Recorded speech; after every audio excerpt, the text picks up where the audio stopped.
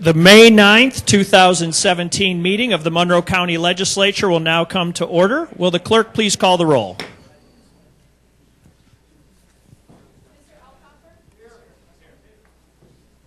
Mr. Here. Mr. Baroth. Here. Ms. Boyce. Here. Mr. Brew. Here. Mrs. Brown. Here. Dr. Carbone. Here. Mrs. Conley. Here. President Daniele. Here. Mr. Delahanty. Here. Mrs. DeFlorio. Here. Mrs. Draw. Here. Mr. Felder. Here. Mr. Flagler Mitchell. Here. Ms. Harris. Here. Mr. Hebert. Here. Mr. Howland. Ms. Cayley. Here. Mr. Lightfoot. Here.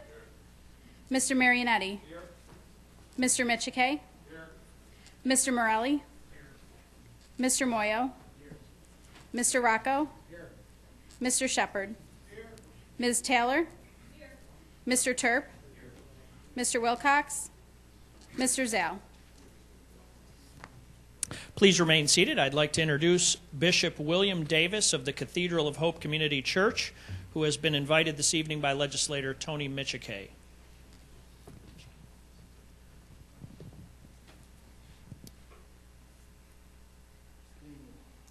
Representatives, I thank you for the opportunity to present with you today as chaplain. I also want to thank my good friend Tony for the invitation. Esteemed members of the Monroe County Legislature, will you please join me in prayer? Holy and ever-living God, compassionate and merciful, we, your servants, are listening. We come before you today in a time of great anxiety and fear, yet a time of jubilation as many of our brave soldiers make great sacrifices on the fields of war, a time when families wonder how to pay their bills. Yet your prophet Isaiah has asked, have you not known? Have you not heard? The Lord is the everlasting God, the creator of all the ends of the earth. You do not faint or grow weary. Your understanding is unsearchable. You give power to the faint and strengthen the powerless. Even youth will faint and be weary, and the young will fall exhausted. But they that wait upon the Lord shall renew their strength. They shall mount up on wings like eagles. They shall run and not be weary. They shall walk and not faint.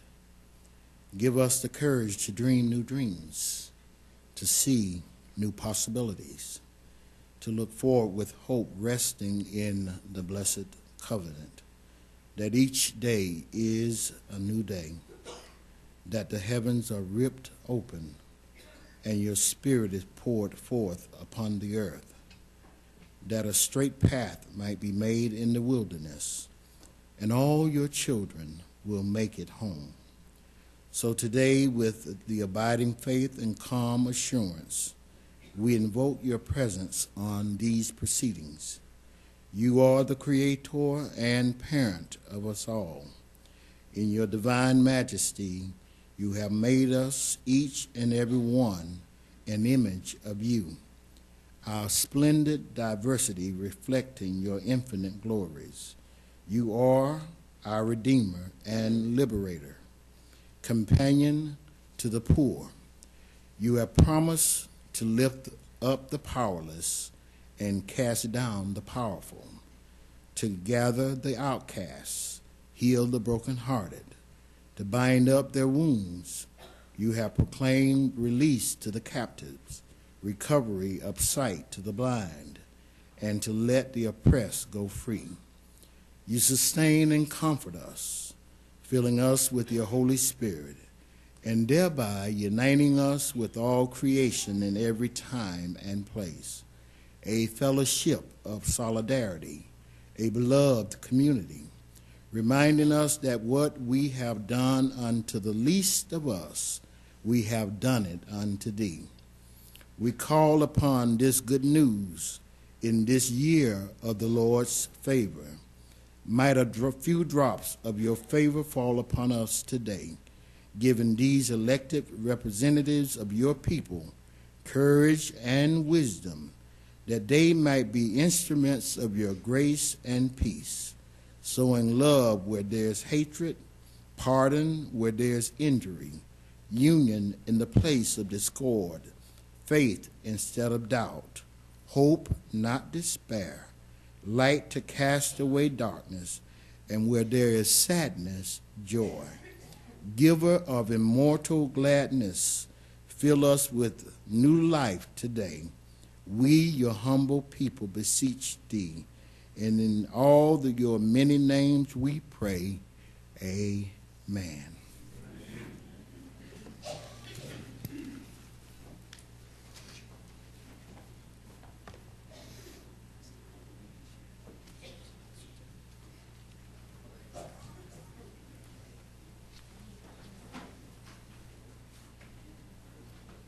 Thank you, Bishop Davis. Please stand now as Legislator Matthew Terp will lead us in the Pledge of Allegiance to the flag.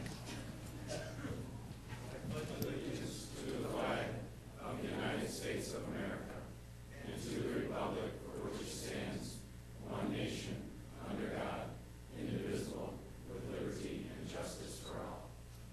Legislators, please remain standing. Without objection, we will take agenda item number 28 and 29 out of the regular agenda order. Item number 28 is moved by Legislator Marianetti, seconded by Legislator Cayley. Will the clerk please read the resolution in memoriam for Wilbur Deek Bay, former Monroe County legislator and Webster Village mayor? Expressing regret of the Monroe County Legislature on the recent passing of former Monroe County legislator and Webster Village Mayor Wilbur Deek Bay. Be it resolved that the Monroe County Legislature hereby expresses its deep sympathy at the recent passing of former Monroe County legislator and Webster Village Mayor Wilbur Deek Bay. And whereas Deek passed away April 19, 2017 at age 88. And whereas Deek was a lifelong Webster resident. He was a pilot in the United States Army during the Korean War. After serving, Deek went into banking and eventually became the president of First National Bank of Rochester.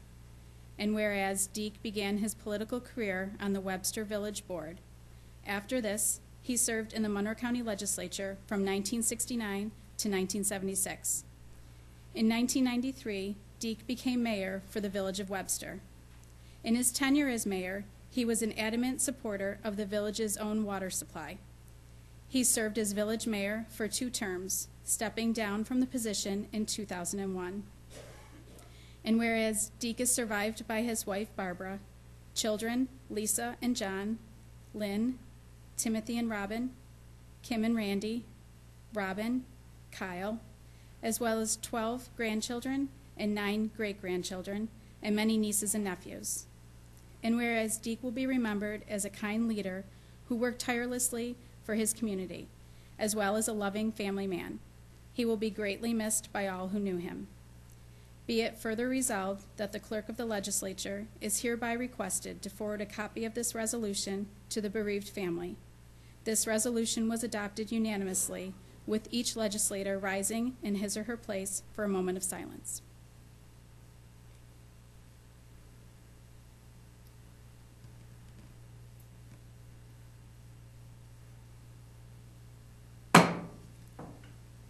Item number 29 is moved by Legislator Marianetti and seconded by Legislator Cayley. Will the clerk please read the resolution in memoriam for Joanne Van Zant, former Monroe County legislator and former president of the Monroe County Legislature? Expressing regret of the Monroe County Legislature on the recent passing of former Monroe County legislator and president Joanne Van Zant.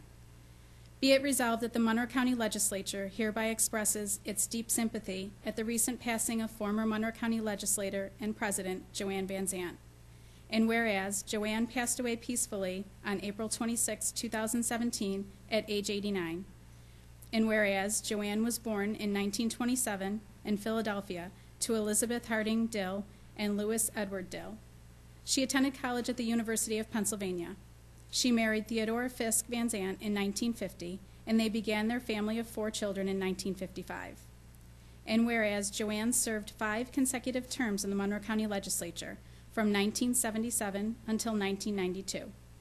In her tenure as a county legislator, she served as chair of the Planning and Economic Development Committee, vice chair of the Ways and Means Committee, and assistant majority leader. Most notably, Joanne served as president of the legislature from March to December of 1987. She is the first woman to have served the Monroe County Legislature in this position. And whereas Joanne was an active and passionate community leader, she leaves a legacy of working hard for the rights of women, preserving the history of our community, and advocating for the education and personal development of young people. She was actively involved with the Susan B. Anthony House, the Girl Scouts of Genesee Valley, Tri Delta, Landmark Society of Western New York, and many other organizations that serve our community. And whereas Joanne will be remembered as a kind and dynamic leader who was active in our community for her entire life, she leaves behind her loving husband of 66 years, Theodore, children Theodore and Carrie, Carol and Jack, Connie, Timothy and Doris, grandchildren Lauren and Alejandro, Theron, Sister Mary, and many nieces and nephews. Be it further resolved that the clerk of the legislature is hereby requested to forward a copy of this resolution to the bereaved family.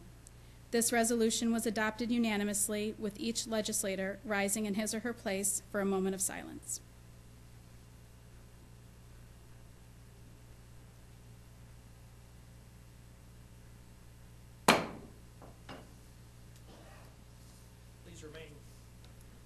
Please remain standing for one last moment of silence to acknowledge the passing today of former Rochester Deputy Mayor Leonard Redon.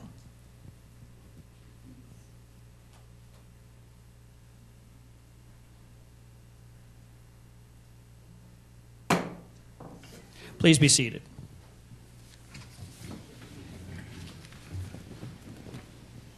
Legislators, your copy of the Journal of Day 4, April 11, 2017 is available on your tablet, and without exception, that journal stands approved as submitted.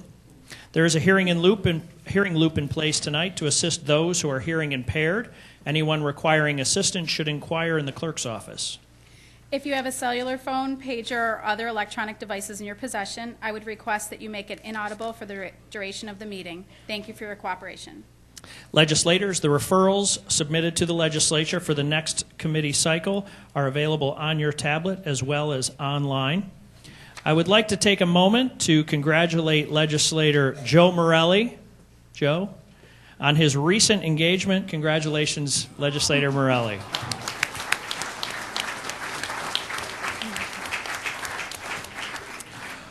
Also, please join me in a round of applause wishing our county executive a happy birthday, Cheryl D'Onofo.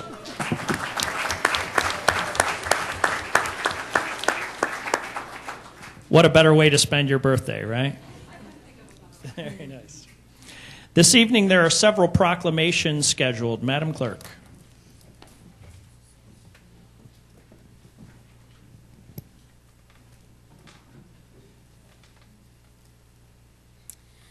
Would Coach Carden and the Irondequoit Eagles varsity basketball team please come forward? Also, Monroe County Executive Cheryl D'Onofo, President Anthony J. Daniele, Vice President Joe Carbone, and Legislator Joseph Morelli, Jr.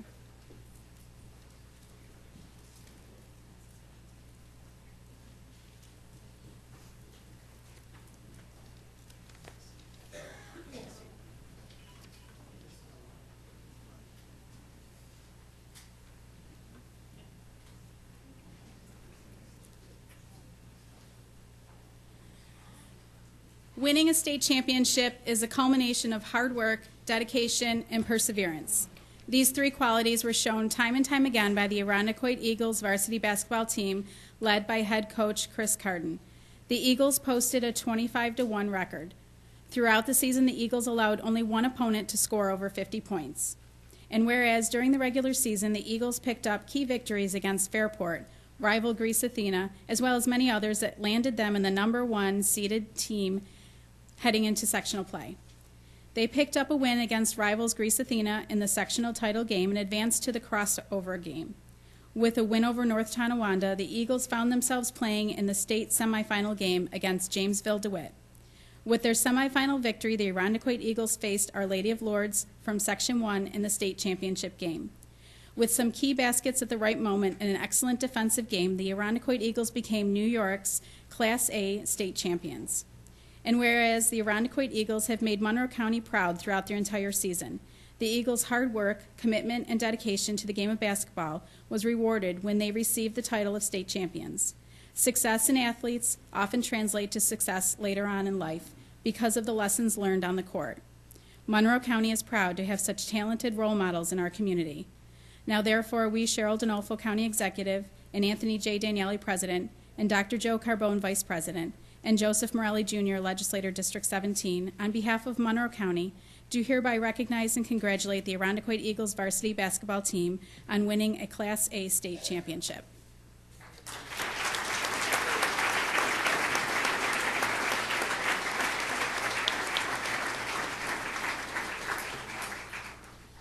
Just like to say a few words.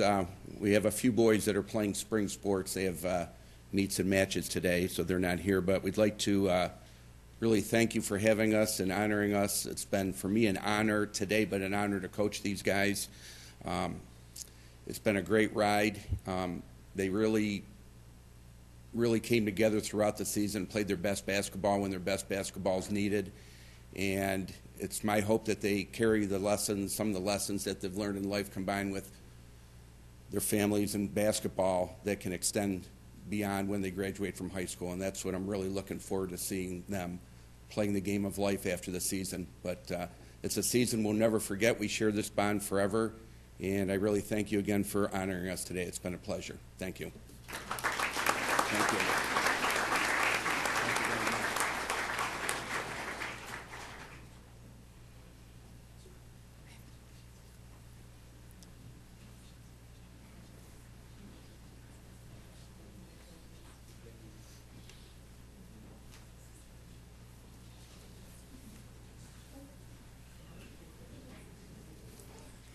Would Talia Elliott please come forward? Also, Monroe County Executive Cheryl Donolfo, President Anthony J. Daniele, and Vice President Joe Carbone.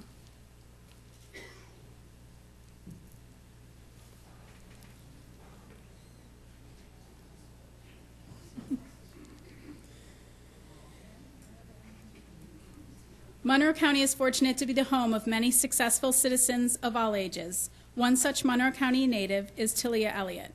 At the age of 5, Talia exceeded expectations of average kindergartners by publishing a book.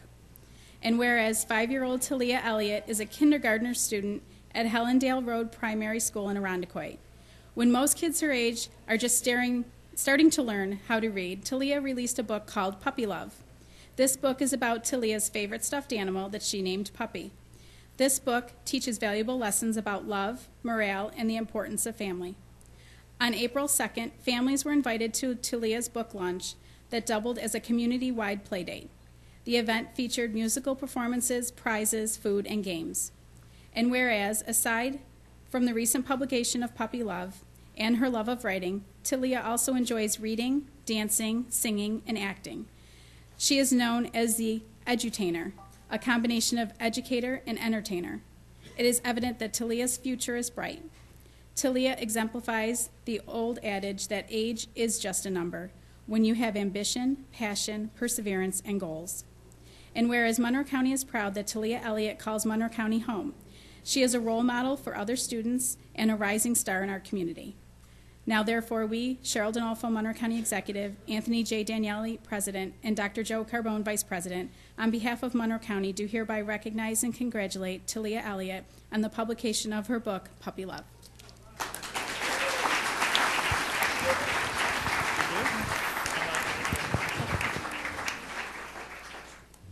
Thank you for my book, Puppy Love. I'm going to be continuing to inspire other children to read and to be great. Thank you so much.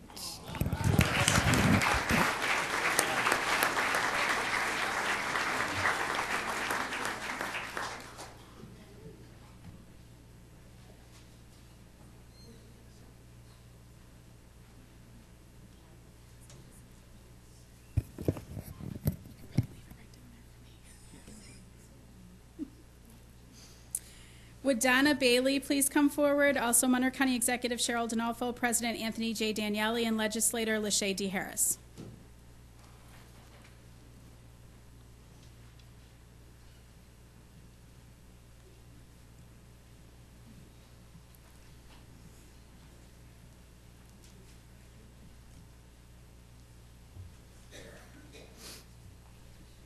Whereas it is the sense of this legislature to honor individuals and groups whose efforts seek to improve the lives of residents across Monroe County. And whereas, attendant to such concern and in full accord with longstanding tradition, this legislature is justly proud to recognize National Emergency Medical Service Week. And whereas emergency medical technicians across Monroe County serve our community with distinction and bravery, running into unknown situations that are often fraught with peril. And whereas, all too often, we take our first responders for granted, despite the fact their passion for public service and vigilance makes Monroe County a safer and better place. And whereas National EMS Week is an opportunity for our community to come together to thank these angels among us that rush in with a never-ending source of grace under pressure to give aid that is often the difference between life and death. Now, therefore, let it be known that we, Cheryl D'Onofrio, County Executive, Anthony J. Daniele, President, and Lachey D. Harris, Legislator District 27, on behalf of the Monroe County Legislature, declare the week of May 21st through 27th to be EMS Week in Monroe County.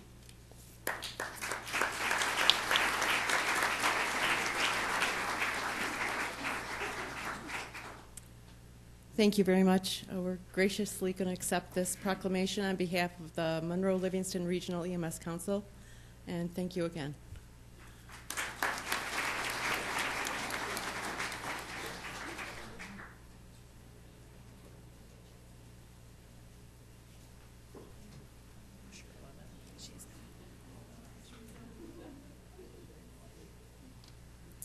Would members of ABATE of Monroe County please come forward? Also, President Anthony J. Daniele, Legislator Tony Michike, Legislator Frank Alkoffer, and Legislator Steve Brew.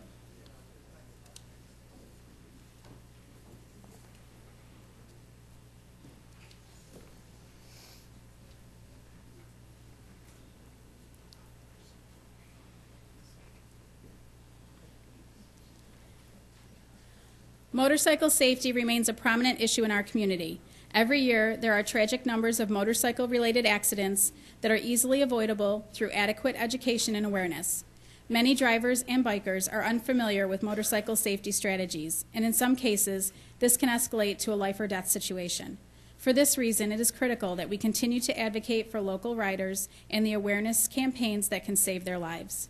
And whereas, since 1974, American Bikers Aimed Towards Education, otherwise known as ABATE, has been active in New York, and the Monroe County chapter has been continually working towards making the roads safer for riders.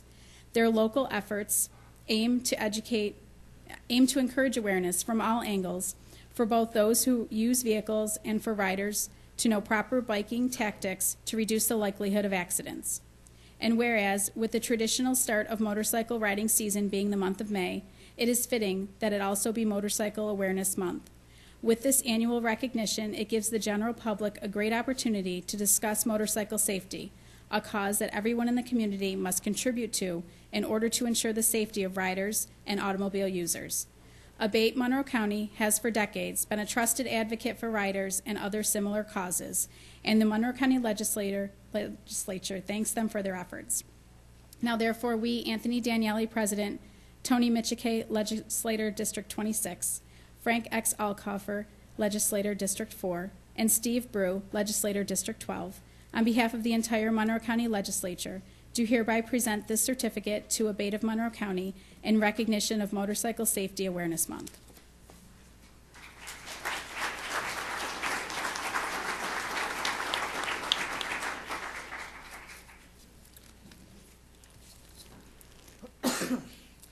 Good evening, folks. I'm Eric Carlston, President, Monroe County ABATE. Want to thank my officers, Secretary and Legislative Coordinator Brett Campbell and Luigi Barbera for joining us tonight. President Daniele, County Legislator Tony Michike, Frank Alkoffer, and Steve Brew for helping to coordinate this. course, County Executive Cheryl D'Onofrio and the entire legislature for helping us recognize that May is Motorcycle Safety and Awareness Month in Monroe County again this year. It's an important issue to us as riders, of course. We lose too many of our friends and loved ones each year through accidents. And we call on everybody that rides to ride safely and responsibly within the law, within their experience and skills, and prudent for whatever the conditions may be. We also ask that the rest of the community please yield the right of way for motorcyclists, and make sure that you look twice and watch for motorcycles as you're driving throughout the community.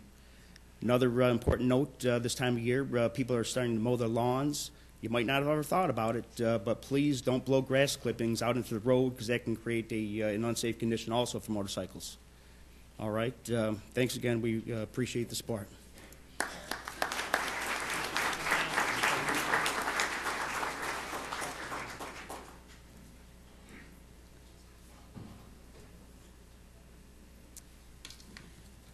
Would Sue Savard please come forward? Also, President Anthony J. Daniele and Legislator Mike Rocco.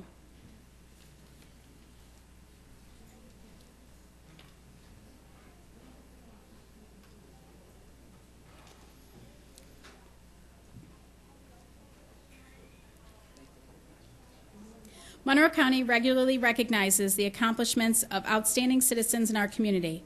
This recognition is given to unselfish individuals who set a positive example in the community by going above and beyond.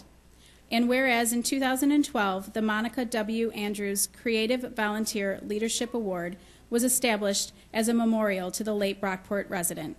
It is now annually given out to someone who has demonstrated outstanding leadership and volunteer work by undertaking important, innovative activities or creating significant new ways to serve the greater Brockport community. The recipient of this award shows what a model citizen looks like in Monroe County. These citizens have exhibited outstanding leadership, community service, advocacy, and perseverance. And whereas this year, Sue Savard has been selected as the Monica W. Andrews Creative Volunteer Leadership Award recipient. Sue has given tireless hours to renovate and re-energize the Emily Knapp Museum. Her accomplishments on revamping the museum include, but are not limited to, sorting through the collection, cleaning the museum from top to bottom, organizing the collection, and creating thoughtful presentations, networking to achieve a large number of volunteers to help with projects, museum hours, tours, and programs, initiating a picture framing program and map restoration, and the organization of special events at the museum. And whereas the recipients of this award have displayed a strong commitment to strengthening their communities as well as themselves, and are outstanding citizens who have made a great local contribution toward advocacy and action. Now therefore, we, Anthony J. Daniele, President, and Mike Rocco, Legislator, District 2, on behalf of Monroe County, do hereby recognize Sue Savard on being awarded the Monica W. Andrews Creative Volunteer Leadership Award.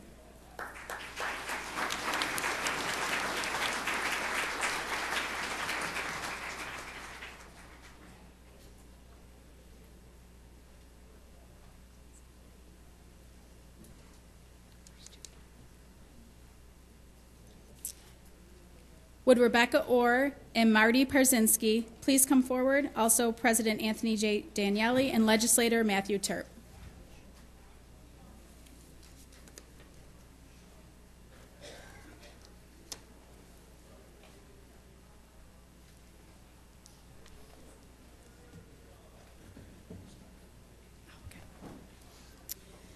Using innovation and creativity to help others in need truly benefits our community. Children with mobility limitations are often not able to have wheelchairs, as insurance does not cover this cost for children under the age of 4. Rebecca Orr and Marty Parzinski were inspired by their niece Bella to create miniature Bella's Bumpa wheelchair for children diagnosed with spina bifida. And whereas the couple realized a need for this when their niece Bella visited in 2015, Rebecca and Marty were very troubled by the fact that Bella was unable to move freely, and it was as if she was trapped in her own body. When the two saw instructions on how to make wheelchairs for young children, they immediately got to work creating one for Bella. And whereas the difference that Bella's Bumpa made for Bella was profound, Rebecca and Marty recognized this and realized that they could make a difference in the lives of many families with young loved ones struggling with mobility due to spina bifida. They reached out to families via social media and received a great response. And whereas Rebecca and Marty have produced and shipped 5 children's wheelchairs and are working on filling over 20 more orders, this couple has truly gone above and beyond to serve others throughout the country. Monroe County is proud to have people who look to help others achieve the best quality of life, no matter their age or size. Now, therefore, we, Anthony J. Daniele, President, and Matthew Terp, Legislator, District 8, on behalf of the entire Monroe County Legislature, do hereby recognize and congratulate Rebecca Orr and Marty Parzinski for their service that they have provided to others.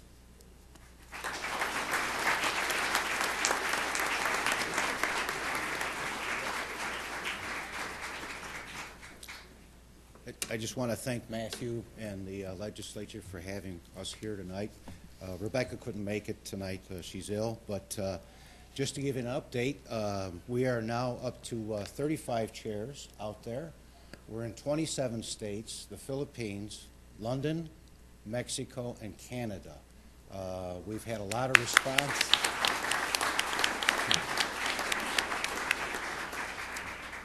Thank you. And what I enjoy the most is hearing back from the families. Just yesterday, we got a response from one of the moms who was so appreciative of the chair because her child was pulling things off the coffee table, the end tables, chasing the dog and her brothers and sisters like a normal child.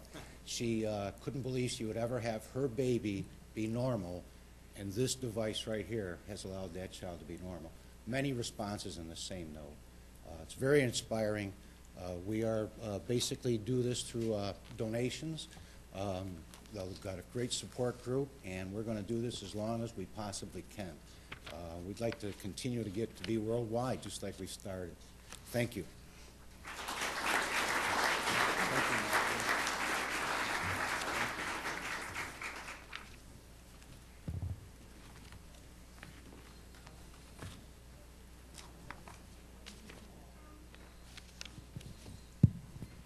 Legislators, we will now recess for the purpose of holding a public hearing. I declare open the public hearing on Resolution Intro Number 189 of 2017, entitled Approving and Adopting the Monroe County Hazard Mitigation Plan. Are there any speakers? There are no speakers registered for this hearing. There being none, I declare this public hearing closed and reconvene the May 9th, 2017 meeting of the Monroe County Legislature. There are no formal committee reports scheduled for this evening. We will now hold a public forum. We have several people registered to address the legislature this evening. I would remind the speakers that we do have a 2-minute limit on speaking, and while we let you go over just a little bit, but we do ask for your cooperation in keeping your comments concise so that we have time and we can focus on everybody's comments. I know we have many speakers tonight, and we are certainly appreciative of you taking your time to be here. We ask that you respect our 2-minute limit. If you require assistance, a deputy is available to assist you in approaching the lectern. I will call 3 people forward at one time. Each speaker will have 2 minutes in which to address the legislature, and kindly conclude your remarks when the timer sounds, and exit through the back of the chambers. Thank you for your cooperation. Our first 3 speakers will be Charles Ennis, Penny Glena, and Brenna Stewart.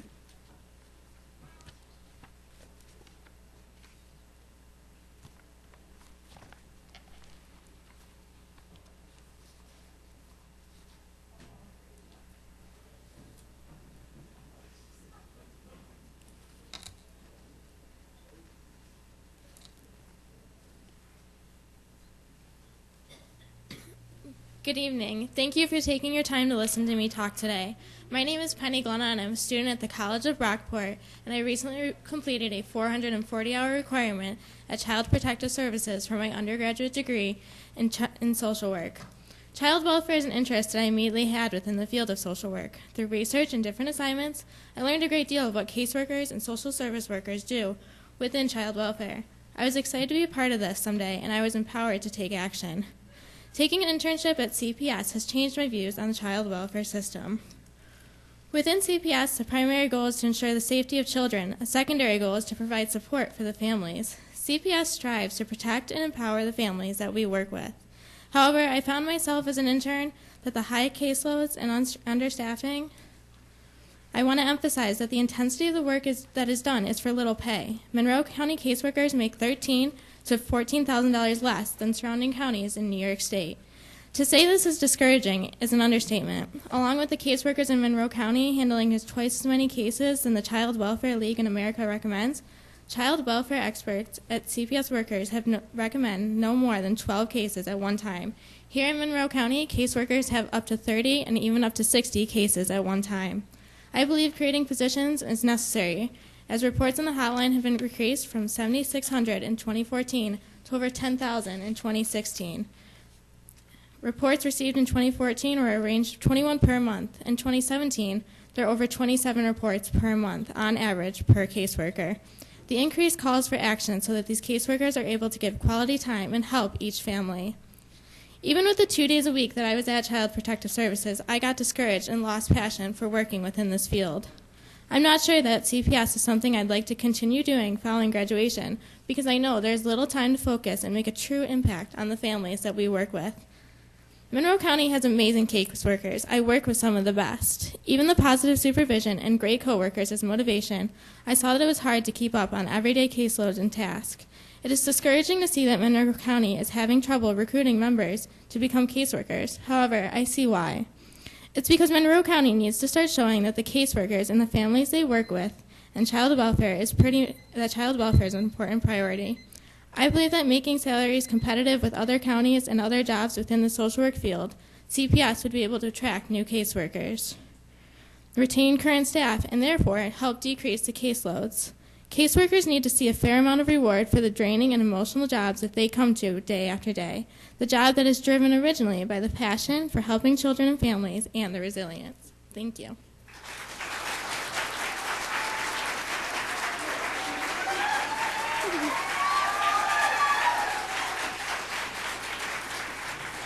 Good evening. My name is Brianna Stewart, and I completed my undergraduate social work internship at Child Protective Services. I chose CPS for my internship because I knew what a valuable experience it would be, but I had no idea that I would fall in love with it.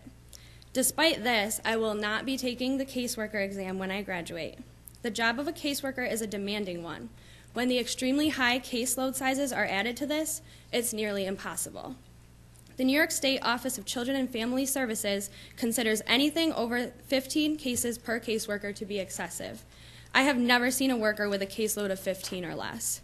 The average caseload size in Monroe County was almost 30 at the end of 2016. This is double the experts' recommended caseload size. On top of this, 46% of workers are handling caseloads higher than 30. And I also want to make it clear to you that there are no easy cases. For each case, the worker must see each child on the report at least every 30 days. Sometimes this includes more than one household. There are also 27 action items that need to be done on each case before it can be transferred or closed. Even when you feel like you have a semi-easy case with no concerns, you can't close quickly because you're too busy handling new cases.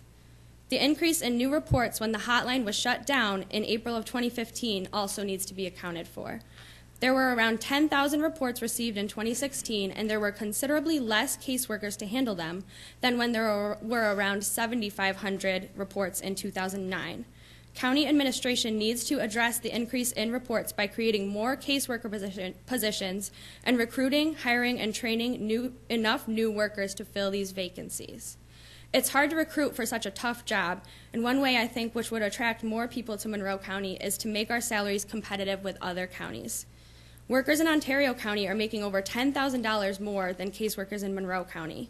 Why would people want to take a job here when they could simply move over county lines and get the same job and make $10,000 more? Something needs to be done. There is no doubt that our caseworkers are resilient and hardworking individuals, but with caseloads more than double the recommended size, they are often not able to do the jobs to the best of their abilities.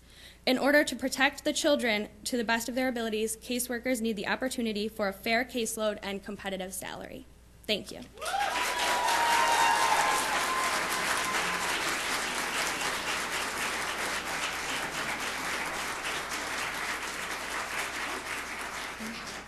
Our next three speakers are Kim Torigno, Anna Thomas, and Melissa Guzowitz.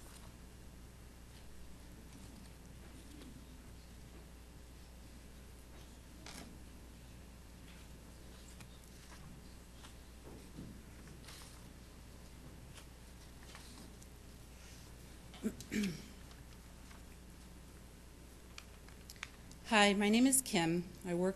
I've been working for the county, for Monroe County Department of Human Services for over 32 years. I absolutely love my job. I love the families and the children that I work with on a daily basis. We are here tonight with the purpose to allow you an opportunity to hear more of our voices. There have been steadfast union members who have been consistent in advocating for our members year in and year out, and we are thankful for their strength and commitment. Those of us tonight have realized we use our voices to advocate for the children and families in our communities, and in the meantime, we neglected to advocate for ourselves and our own families. Thank you for the opportunity for myself and my fellow union members to share a little bit about who we are and what we need for the children and families we serve.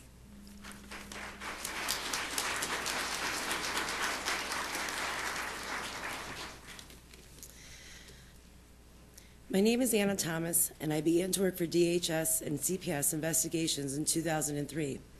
Previously, I had been employed at a local nonprofit agency in a supervisory capacity. At that time, it was suggested I take the exam to become a CPS caseworker to increase my income. I was at the top level of my pay at my current job. Based on some of the stories I heard about what CPS caseworkers encountered on a daily basis, the idea of taking the exam was not very appealing. But the money and the benefits were far more competitive. After much thought, I had decided to take the exam. A year later, I was called for an interview and offered the job. It was just something I could not say no to. I worked in child protective investigations for my first 6 years. During that time, I saw things I can never unsee and realized vicarious trauma was real. However, my mind was no longer worried about my bills, which gave me what I needed to make it through some of the roughest times. By the time I was in my 6th year, we had already been without a renewed contract, but at that point, I had realized I was in the right place to make the most difference to the neediest. Through the years, I worked diligently at Youth and Family Partnership, Secure Detention, and now as a CPS Child Protective Management Senior Caseworker. I continued because I was passionate, but as each year passed, my finances and costs rose, and my pay did not. I watched my colleagues become stretched thin as many began to work second jobs in order to continue their work and make ends meet. Time continued on, and I watched great colleagues, little by little, leaving the county as the pay was no longer viable to meet the needs of their families. I watched the rate of cases coming in continue to rise and staff dwindle. I watched hope leave the eyes of many great potential leaders. I observed the hope of new caseworkers be dashed as those leaders didn't have time or energy to guide as they once used to. The media, the law, and job description says we are responsible to keep our children and families in this community safe. We are all responsible for our community, but all of you right now are responsible for giving hope back to the most driven, hardworking, resilient people I have ever had the honor of working with. Understand that this contract is more than money, benefits, and safe working conditions. It is about hope. Are you willing to give hope back to the people of this community that we are the kind of community that values those who put so much on the line for safety of the future of the children and families in this county? I truly hope and pray that you are, and I thank you for your time.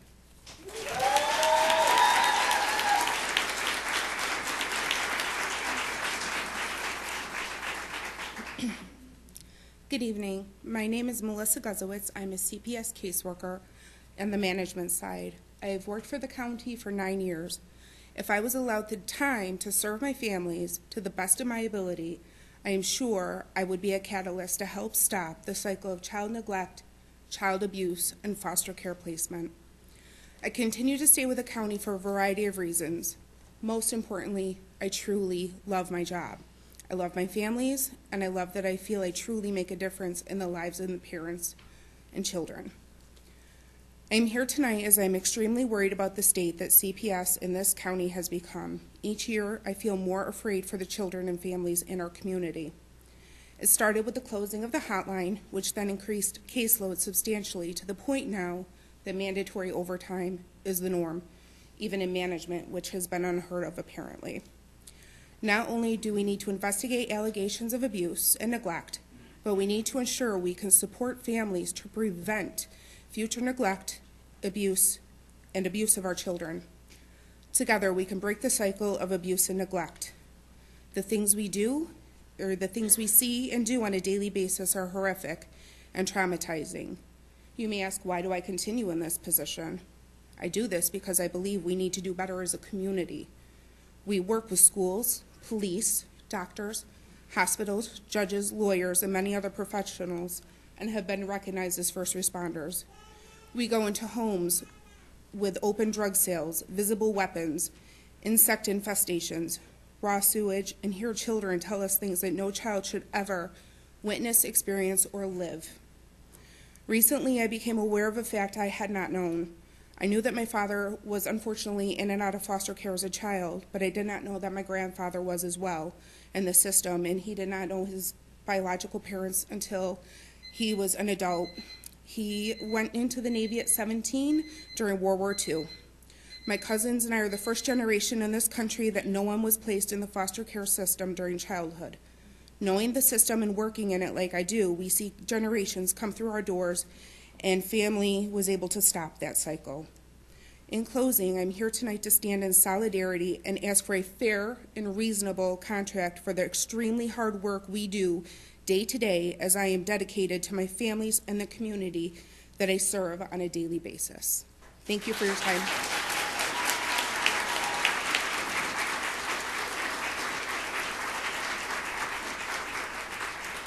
Our next three speakers are Kathy Ruff, Jean Stephen, and Karen Sirkin.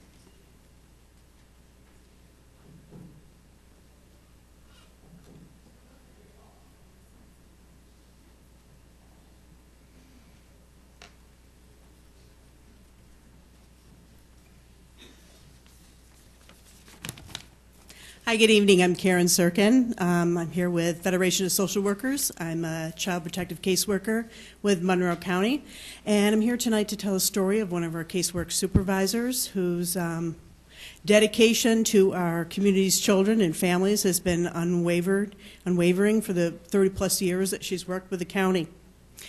So her story goes like this. When she was a brand new child protective caseworker in her 20s, she went out on a referral alleging a mother had hurt her child. They were staying in a hotel. Residents reported sounds of struggle. She was joined by a seasoned police officer. She interviewed the mother and the child, who denied any problems. However, the officer pulled her aside and suggested that she wipe the child's face with a washcloth. Sure enough, the mother had applied makeup to cover up a perfect handprint bruise on the little girl's cheek. She's now been a supervisor for 22 years. She works in child protective management, which is when there has been child maltreatment of some form or another, to the extent that family court is involved. Management is responsible to monitor the safety of children who might remain in the home, be placed with relatives, or in foster care homes or residential facilities. They help parents accomplish court mandates and access services. They facilitate visitation, work towards reunification, or an alternative plan such as adoption if children can't return home. In February, one of her best caseworkers resigned abruptly for a less stressful, better paying job. She left a caseload of 9 families. In March, another veteran caseworker resigned abruptly for, again, a less stressful, better paying job. She also left a caseload of 9 families. They left a total of 25 children. If a teacher goes on a medical leave or calls in sick for a day, the school dispatches a substitute teacher. We don't have that backup system. Both workers who left apologized and said it wasn't her fault, and that they loved their jobs.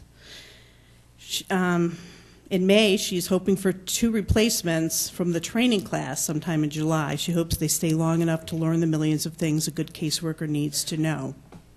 So we need a fair contract so that child protective workers will stay long enough to learn the vital job we do, things we like, to recognize the difference between an accidental injury and an inflicted one, and how to know enough to see beyond the story that underneath the makeup, there's a handprint on a child's face.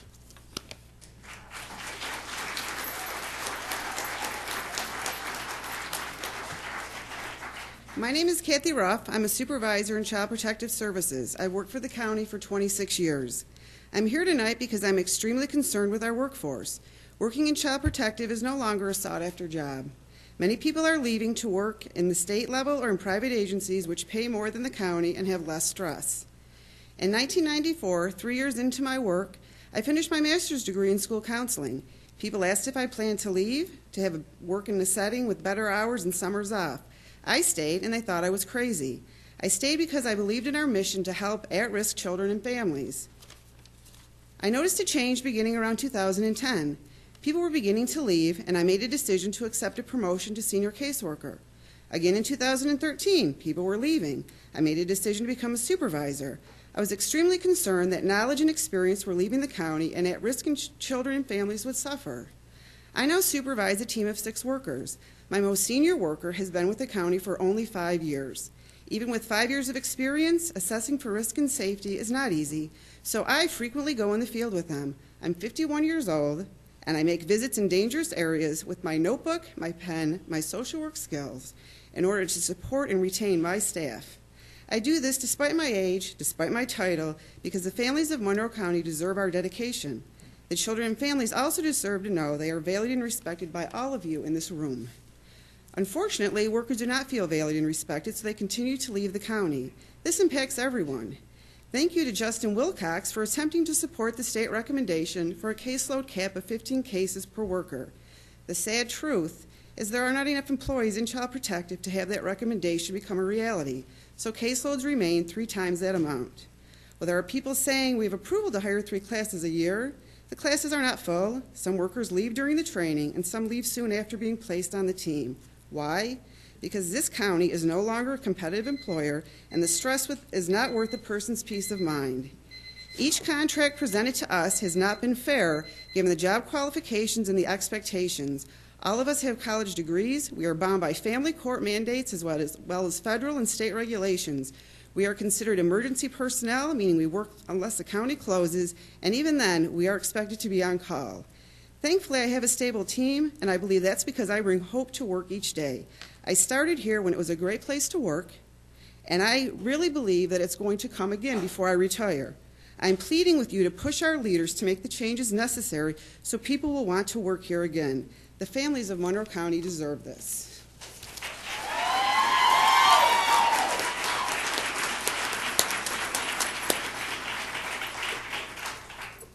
Hello, my name is Jeannie Stephen. I'm going to bring a little different perspective to this.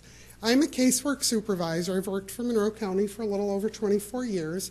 My unit handles payments and does our best to maximize state and federal reimbursement for those payments. 4E is the big funding stream from the feds for foster care.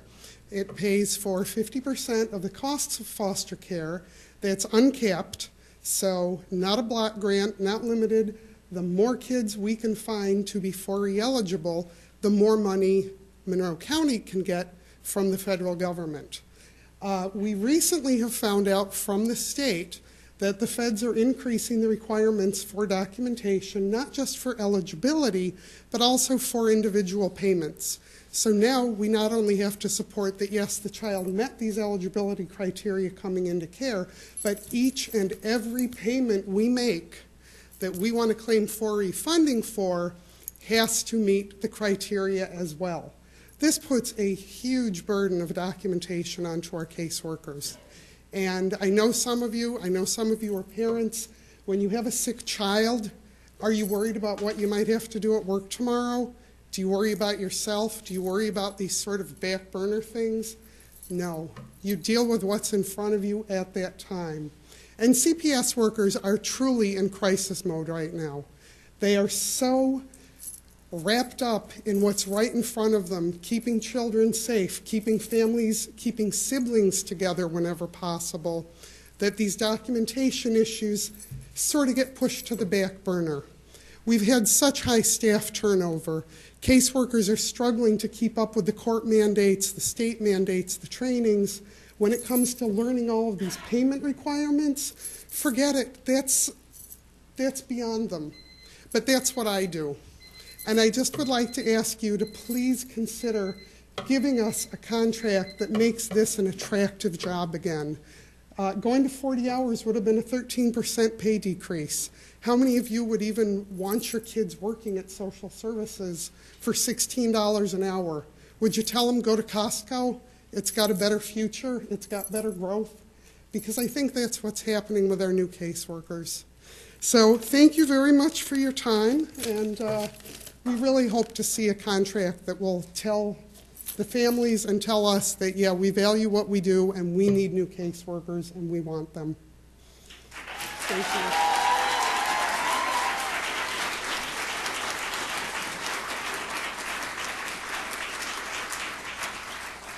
Our next three speakers are Michelle Gaffal, Marquita Hill, and Chris Gillian.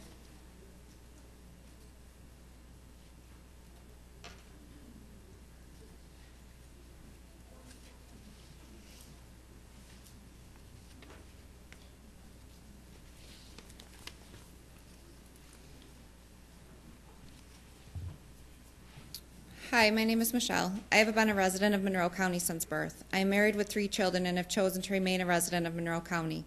I have worked as a caseworker for 13 years at the Department of Human Services. I have chosen to work in this field because I am passionate about helping the children and families in our community. I became a social worker because I wanted to help children and families. But during my career as a caseworker, my family has been affected because of the stress and vicarious trauma I endure and the need for me to work a second job to be able to make a living wage. In my 13 years of service, I have had the advantage of working in various areas in the agency. I have worked as a child protective investigator and as a trainer to newly hired caseworkers. I have worked the evening shift as a caseworker because child protective is a 24/7 job. We are the first responders to abused and neglected children in our community. I currently work with teenagers who are adjudicated as PINs and juvenile delinquents in our community. In the last few years, I have watched as my fellow caseworkers and friends have become more and more overburdened with job responsibilities, dangerous situations in the community, high stress, resulting in fewer and fewer caseworkers remaining at DHS. The direct result is dangerously high caseloads. This has an effect on everyone in our county. Personally, I've had to take on-call responsibilities at DHS to compensate for my low wages. This entails me being available to respond immediately when any of our foster children have a crisis during the night and weekend hours. I do this because we as caseworkers have only had a 1% cost of living increase in our salary in the last 8 years. Several of my coworkers and friends also have to work a second job to compensate for our low salaries as a caseworker. Working 2 jobs has a direct effect on our children and our own personal health. I feel our low wages have a direct effect on the high turnover rate in our field. Social workers are able to find jobs in our community which pay more than the casework salary and are not nearly as stressful and dangerous. Monroe County has currently one of the lowest paying caseworker positions in New York State. The county recently lowered the income salary of newly hired caseworkers, which is going to make it even harder for DHS to find and keep good qualified caseworkers. A caseworker's job is a very complex job, which has an effect on all of our children and families in this community. We make decisions about families every day. We go into high-risk communities alone, walk into dangerous situations that our police officers would not walk into without a partner in protection. If the county legislature does not take our job seriously and compensate us with a fair cost of living, the entire community will suffer. Please support us, caseworkers.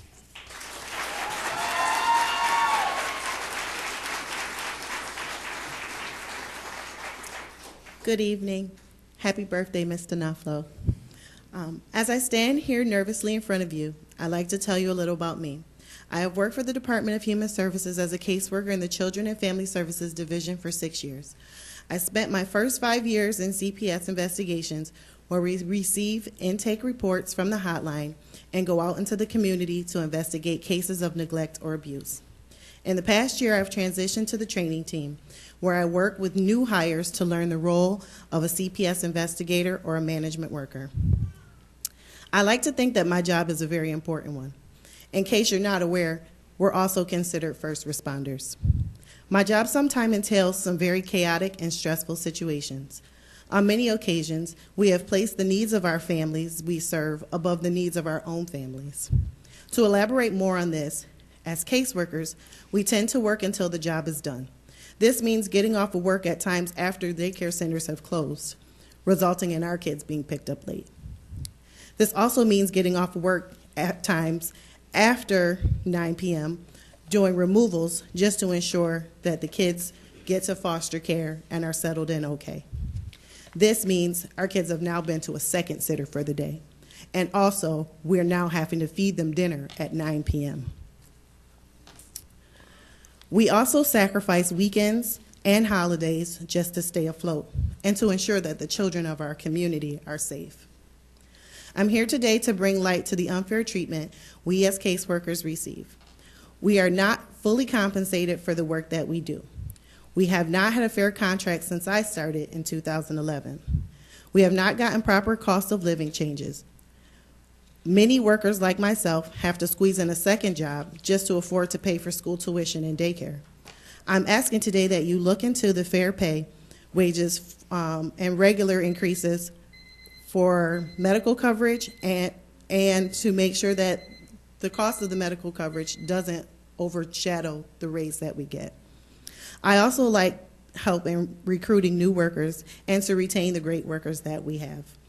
I care about the job that I do and working with the children and families in our community. I hope that's something that you guys are also willing to support.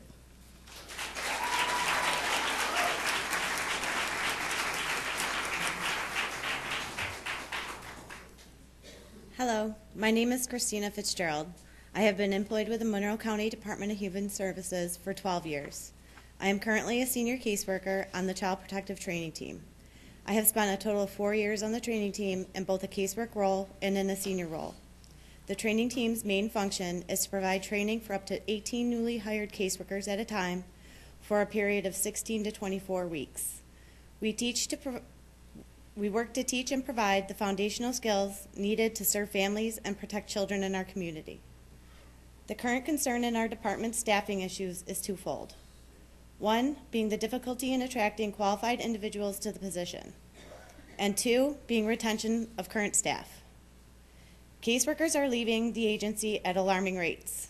Typically, the training team loses about 20% of new hires within the first 16 to 24 weeks.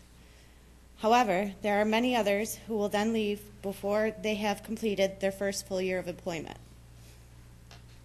In addition, there are workers who have worked for our department for years who leave for a variety of other reasons, as the time and effort put into the job is not rewarded with competitive pay, regular cost of living raises, and updated fair contracts.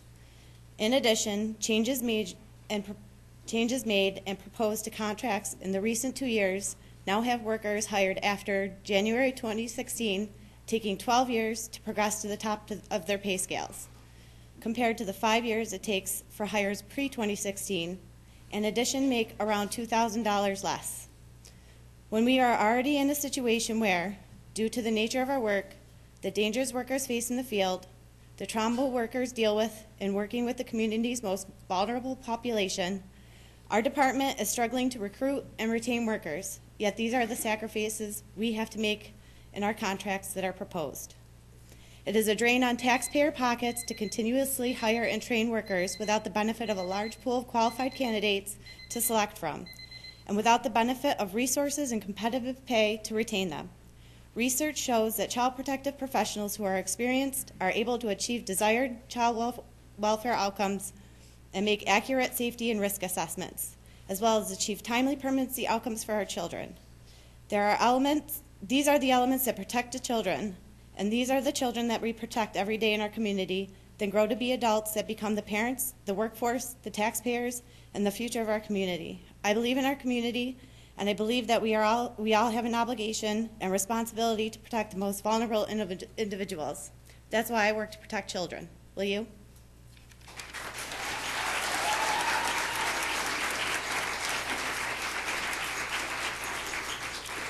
Our next three speakers are Chris Gilliam, Brian Anderson, and Joanne Sassa.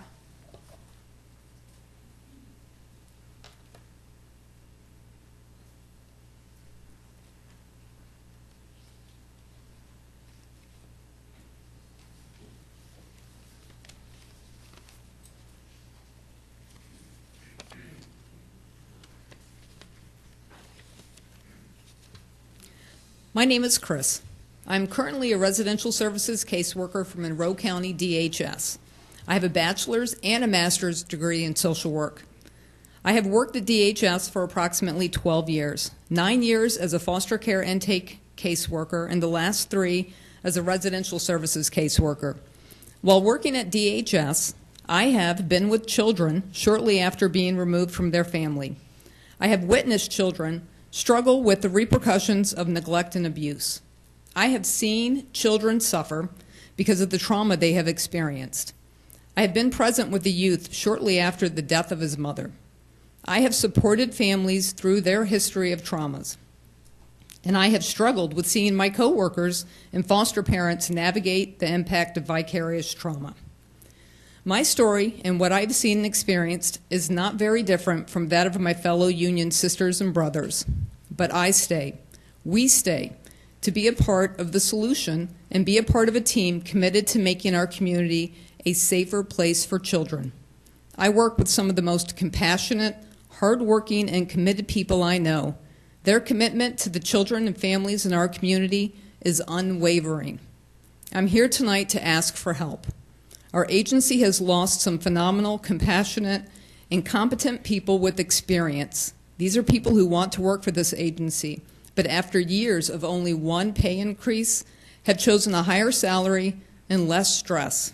Makes sense. They have to take care of their own families. You are not only losing those with experience, but you are losing potentially great caseworkers right out of training. They get to their teams, become overwhelmed with not only vicarious trauma of the work we do every day, but they become overwhelmed with their caseloads. And before they have become too invested, they look elsewhere for employment. You are no longer able to attract enough compassionate and competent people. This wasn't always the case. Now, who would take a caseworker civil service exam when you read in the paper about the high caseloads, high stress, and non-competitive salary? The first step is to keep those who are already committed and interested, because I can tell you they are looking. They are looking for another job. This can be obtained by committing to negotiating a fair and reasonable contract. Our most recent tentative contracts are neither fair nor reasonable. This contract should also ensure that these are as competitive a position as any of our neighboring counties. In closing, I would pose 2 questions to you. Where do you stand on the issue of child safety?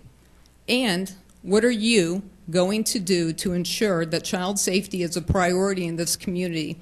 Because I can tell you it is a priority at DHS and always will be.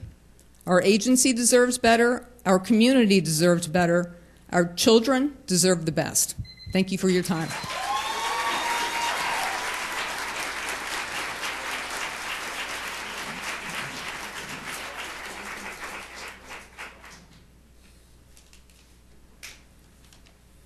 Hello, my name is Brian Anderson. I was at CPS as an intern in 2015 when I was completing my bachelor's in social work at Nazareth College. So I was a full-time intern there. And so I specifically asked for a placement at CPS. I felt like being there I could actually make a real change in our community and help, or at least help have a positive impact on a child or children and a family. And if you ask any other intern or caseworker, and you've heard countless people tonight, I would assume that they have a similar answer to why they're at CPS. So being a caseworker, I mean, just being an intern there is an extremely challenging and stressful job. I saw that firsthand being there for 35 hours a week. And so some of the situations that I saw was too difficult to even comprehend, let alone a 5-year-old or a 7-year-old child who is in the system. Everything that we hear on TV or on the news that was happening right in front of my face. So I was only there for 4 months, and these caseworkers have to do this every day. Now on top of that, you put an unmanageable caseload with some of the lowest salaries in comparable counties. And this is, to me, just a disservice to those who do the work and to the families and children. So I thank you for your time and look forward to hearing what changes will be coming. Thank you.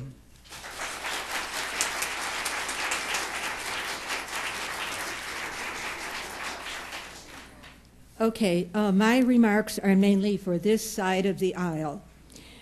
I will address the current level of competence in the county's Department of Economic Development, which should be the lifeblood of our county's well-being. And yet, even after the county executive made a high-profile nationwide search to head this vital department, we citizens and the general business community are left with a disturbing lackluster leadership. The Director of Economic Development, Jeff Adair, is an affable, well-liked man and a stellar salesman. He has, however, minimal aptitude in both disposition and training to be a person of vision. Adair's deputy director comes from a remote rural area of New York State and with no experience in dealing with the complicated issues facing a struggling metropolitan area. We citizens pay Director Adair $500 plus benefits every day for what at best is a questionable return on our investment. I ask you, how many social workers earn $500 a day? I ask you, legislators, especially those of you on this side of the aisle, to use your powerful individual and collective influence with the county executive to reassess the current leadership of the Department of Economic Development and to initiate appropriate changes therein, even to the point of making another nationwide search for relevant talent. Thank you.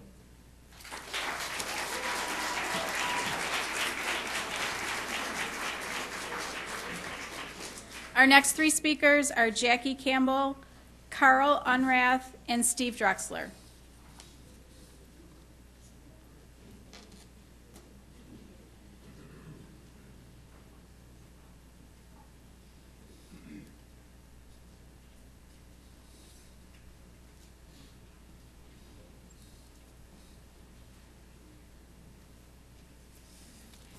Good evening. My name is Jackie Campbell. I am the Alliance Director for Rock the Future, which is at the Children's Agenda. I feel that given the testimony tonight, that I feel my comments are inadequate for what's happening in our community. Rock the Future is an alliance of leading stakeholders and different organizations, and we worked for the betterment of Rochester's children in terms of improving their educational outcomes. But we're a community that's challenged. So I have material here that I'd like to leave, and I would also like to say, and I hope that I'm not offending anyone, that I'm standing in solidarity with our social workers. Thank you.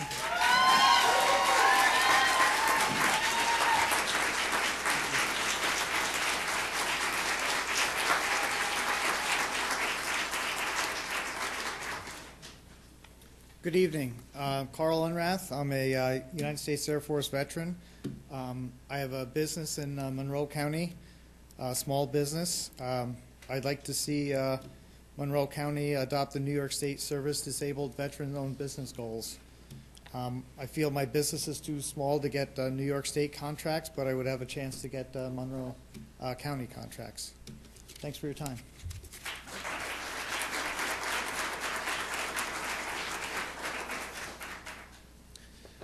Ladies and gentlemen of the Legislature, my name is Steve Drexler. I stand before you as a United States Marine Corps combat vet and a service-disabled veteran-owned business owner. I'm here to tell you a little bit quick about me. I joined the Marine Corps at 17, deployed to Iraq at 19. I was a turret gunner at a personal security detachment overseas right outside of Fallujah. You know, I fought not because of what I was fighting in front of me. I fought because I love what was behind me. I love Monroe County. I love this city. And I love this country. Honestly, as a service-disabled veteran-owned business, I feel that I can bring my professionalism and my integrity to this county to help do the jobs that the county needs for contracts. But without Monroe County adopting the state and federal legislature, so to speak, in contracts to award to us veterans, it's hard for me to be able to try to take up contracts at state and federal level without material injury to myself or to my business. They are too large, and there's no way that I could properly complete the tasks that are at hand. So what I ask is please look into that, see if we cannot adopt those same guidelines as the state and federal levels for service-disabled veterans, small businesses, or just the the veteran-owned small businesses that are here in Monroe County, because there's a lot of us that could use it. I also stand here as the membership chair of the Veteran Business Council of Rochester, and as well as the vice president of the Brockport Rotary Club. I'm involved in my community, and I would love to help out anywhere else that I can. Thank you very much.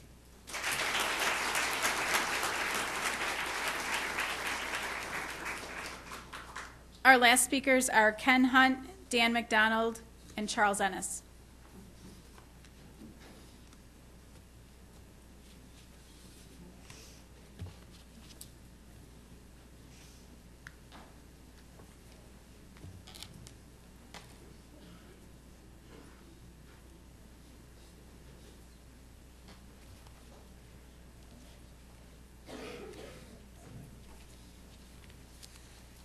Good evening.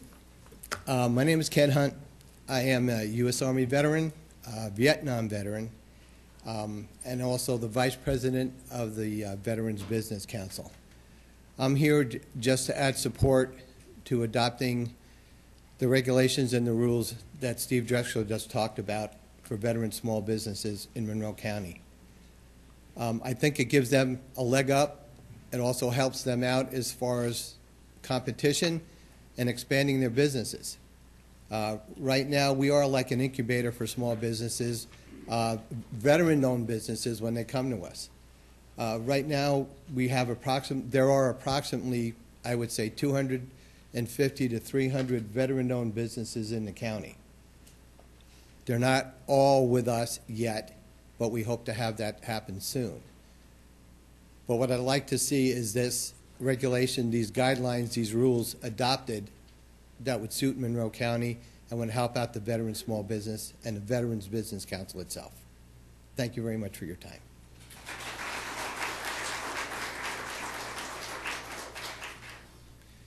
Hello, my name is Dan McDonald. As you've heard many times before, I'm a Marine Corps vet and owner of a small business. First of all, I want to thank some of the legislatures that have reached out to me over the last couple of months. I've had meetings with several of you over the last month, and I really appreciate that. As you know, we had a great turnout last month, and that's going to continue. I just wanted to give a small update. As you heard, we've got many businesses in Monroe County that are veteran-owned and service-disabled veteran-owned, and that we know that if we can get this adopted and passed, which I still haven't figured out why it takes so long, but they'll continue to grow. And of course, this veteran-owned business will hire more veterans who are having trouble when they come home.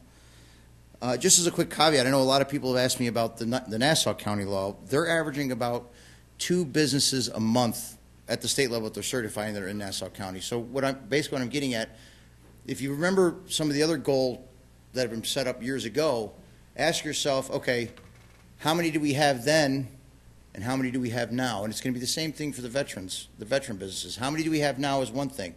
How many more will come out that are small businesses that can't handle state and federal contracts that will be perfect, the county size. So how many more businesses will we increase? It's the old saying, if you build it, they will come. And that is a common fact. So in closing, I'm going to say, like I say every month, please start to show us the courage that they so honorably showed you. Thank you, and I'll see you next month.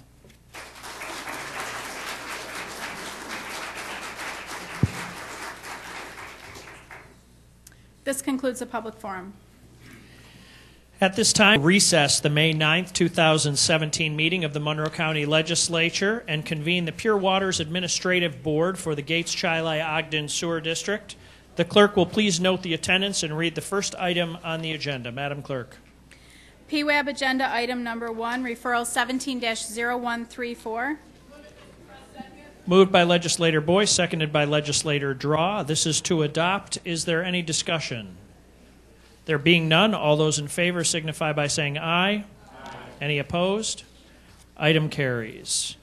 We will now recess the Gates-Chili-Ogden Sewer District and adjourn the Pure Waters Administrative Board. The May 9th, 2017 meeting of the Monroe County Legislature is reconvened. At this time, we will now proceed with the considerations of motions, resolutions, and notices. Legislator Marianetti. Thank you, Mr. President. I rise to move agenda items, all the agenda items with the exception of item 22 and item 30, and I further move that those items be considered through one vote of the legislature. I have a motion.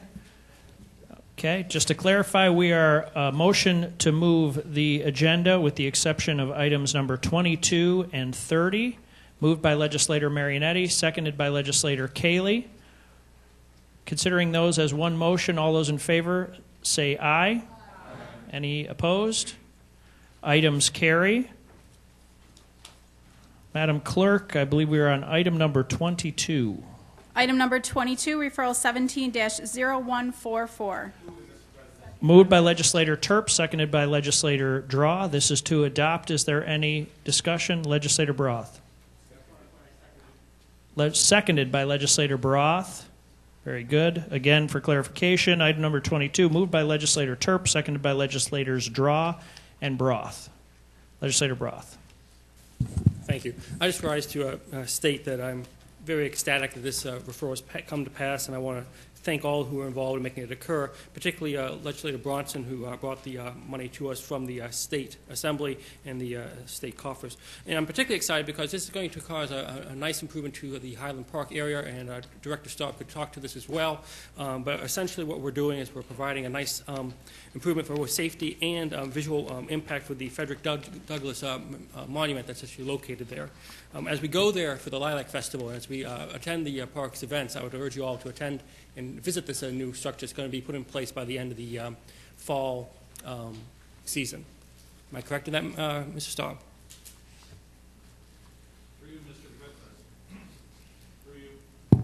Through you, Mr. President, that is correct. We plan on beginning construction in August and having construction complete by the end of fall. Thank you. Thank you, Legislator Baroth. Is there any other discussion? Legislator Felder. I just want to rise and to thank the Mr. Staub for doing this. I work with a group called the Friends of Frederick Douglass, and he's familiar with. And one of the issues last year we did an event out at the park by the statue, and it's really not a good place to be by the statue. It's hard to take pictures there. You got to sit way below it, or it's not really. So this will really make it much more accessible to people and give it a good platform and things for people to take pictures and to be able to enjoy the statues. Frederick Douglass is very important to this, not just to Rochester, but to this country. And it'd be good to give that statue the kind of surroundings and atmosphere that it deserves. Through you, Mr. President, Mr. Felder is absolutely correct. This was actually the first statue in the United States to memorialize an African-American citizen. So it's a very important statue in our community. It was originally placed in front of the Central train station in downtown Rochester in 1899 because that was the gateway to Rochester, and The community wanted people to see the first thing when they got off that train, wanted them to see that this was the home of Frederick Douglass. And when it was moved to the Highland Bowl in 1941, it was a main gathering place for the community, for concerts and plays and other kind of shows. Now we want to give it the appropriate place in our community at the corner of Robinson and South, so it's on full view, 24/7, lit at night, and that it's given the proper respect that it deserves. Thank you, Mr. Staub. Is there any other discussion? There being none, all those in favor signify by saying aye. Aye. Any opposed? Item carries. Next item. Item number 30, referral 17-0152. Moved by Legislator Taylor and seconded by Legislator Brown. And before I entertain other discussion, I just want to take this opportunity on this resolution to remind everybody that on the evening of June 6th, we will be holding the Youth Awards, our annual Youth Awards. We're excited about that this year. We have a total of 134 total nominations, which, if not a record, is pretty close. And we're excited to honor these young men and women, as well as a few adults. And I would encourage this entire body to attend. I think it's a great event for all of us, and we look forward to it every year.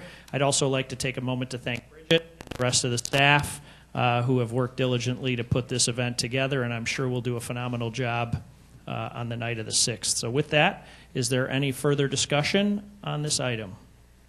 There being none, all those in favor signify by saying aye. Aye. Any opposed? Item carries. Thank you. There being no unfinished business, Legislator Marianetti. Thank you, Mr. President. We stand adjourned until 6 p.m. Tuesday, June 13th, 2017.